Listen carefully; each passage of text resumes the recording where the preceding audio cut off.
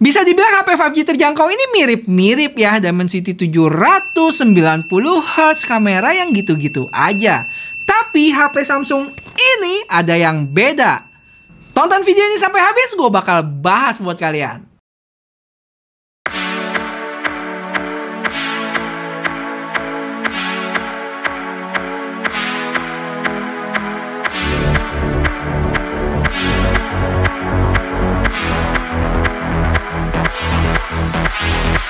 Yo guys, balik lagi sama Fendi, situ Cepu. Setelah Redmi Note 10 5G, Realme 8 5G, Poco M3 Pro 5G, sekarang Samsung nggak mau ketinggalan nih pesta HP 5G terjangkaunya. Dan ini dia Galaxy A22 5G. Kira-kira si Samsung ini bisa bersaing nggak ya dengan yang lainnya? Penasaran? Yaudah, nggak usah pakai lama, langsung aja kita cus ke kontennya. HP ini punya 4 warna ya, ada grey, white, violet, sama mint. Tapi yang di Singapura ini warna white-nya itu dia nggak ada, jadi cuma punya 3 doang.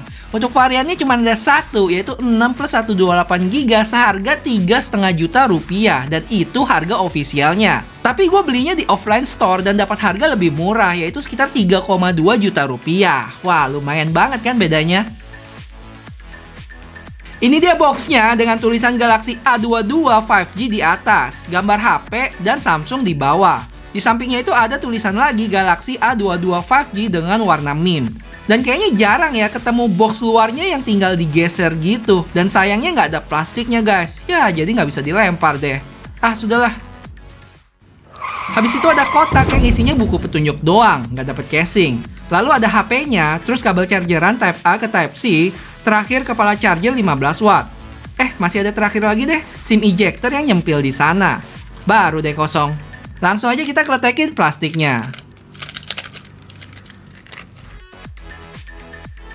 Pas dinyalain udah disambut sama OS One UI Core 3.1 berbasis Android 11. Untuk storage-nya itu udah kemakan 24GB dari 128 totalnya. Skor Antutunya itu sendiri dapat di 306.000. Dan ini dia untuk Geekbench dan 3D Max-nya. Impresi pertama gue liat HP ini, kok mirip kayak Redmi 9C ya, dengan modul kamera yang kotak kecil dengan 4 titik di sana. Warna mintnya gue demen nih dan frosted gitu, jadi meminimalisir adanya sidik jari nempel. Dan ada tulisan Samsung agak di tengah bawah. Bagian depannya punya layar 66 inch dengan kamera selfie di tengah bentuk V. Samsung bilang ini namanya Infinity V Display. Wah, keren ya namanya. Untuk bezelnya lumayan berasa sih buat gua, apalagi bagian bawahnya itu cukup tebel loh, dan kalau gua ukur sekitar 0,7 cm. Untuk material belakangnya dan frame itu gue berasa dari plastik ya, dan bagian depannya itu nggak ada info sih dia pakai Gorilla Glass apa. Di sebelah kanan HP ini ada volume button dan power button yang merangkap sebagai fingerprint. Terus di sebelah kiri ada dual slot SIM card plus bisa tambah memori juga. Di atas cuma ada mic, di bawah speaker, Type-C port, mic lagi, dan 3,5 mili jack. Untuk feel genggaman menurut gue agak sedikit tebel ya, sekitar 9 mm dengan berat 203 gram. Cuma overall masih oke sih, karena mungkin ketolong juga kali ya framenya agak melengkung gitu.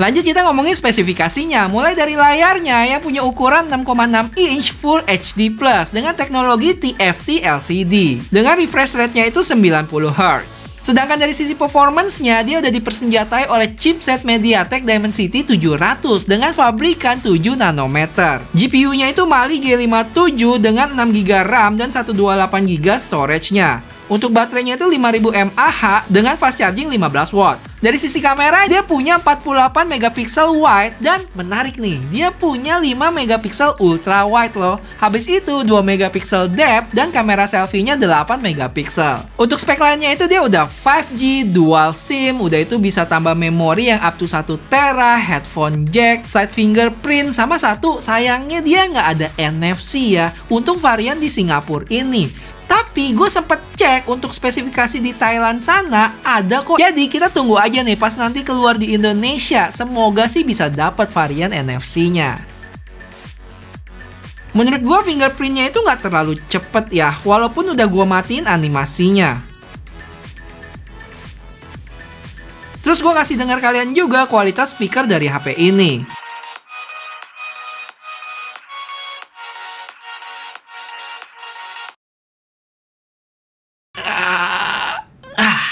Oke, untuk tes gaming kayak biasa ya, gue coba mainin Genshin Impact dengan settingan lowest 30 fps dan cukup nyaman mainnya, walaupun tetap ada frame drop beberapa kali. Gue main selama 22 menit, dapat fps rata-rata di 28. Untuk suhunya pun pas gue pegang cuman anget doang sih. Waktu diukur cuman sekitar 40-an derajat. Cuma habis itu gue ganti settingannya ke highest dengan 60 fps. Setelah ganti berasa lebih ngedrop sih, tapi masih bisa dimainin. Secara fps meter pun dapat rata-rata di 19 fps di 5 menit terakhir.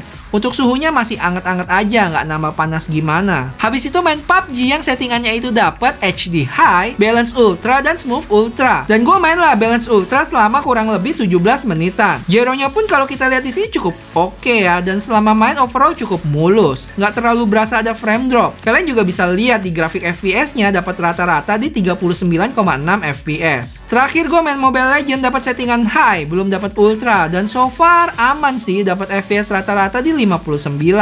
Suhu HP pun biasa aja, nggak berasa hangat malah. Overall dengan settingan yang tepat cukup oke sih ngegame di HP ini.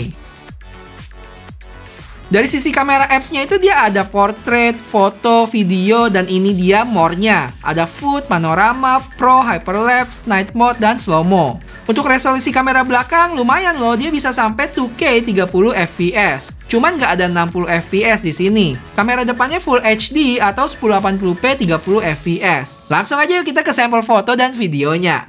Check it out. Yo guys, ini dia hasil video dari kamera depan Samsung A22 5G. Resolusinya itu dia ada di 1080p 30 fps. Gimana? Pohonnya sih lumayan ya, cuman awannya nih putih semua. Oke, gua coba lari 1, 2, 3. Waduh. Kayaknya nggak ada stabilizationnya nih di kamera depan. Oke, sekarang kita ada di kamera belakang ya. Resolusinya 2K 30 fps. Dan sekarang kondisinya emang lagi mendung ya guys. So far awannya lumayan nih. Gelap-gelap mendung gitu.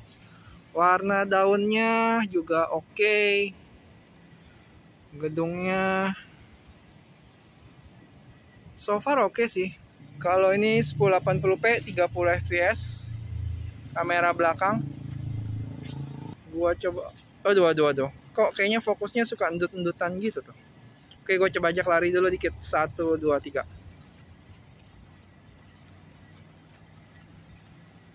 Oke, dan sekarang ada di ultra wide 1080p 30 fps. Wah, ada orang lari tuh, mau ngapain? Coba ya kita kejar ya. 1, 2, 3. Ya, ayo. Nggak jadi guys, capek. Enggak deh, masih gitu aja capek.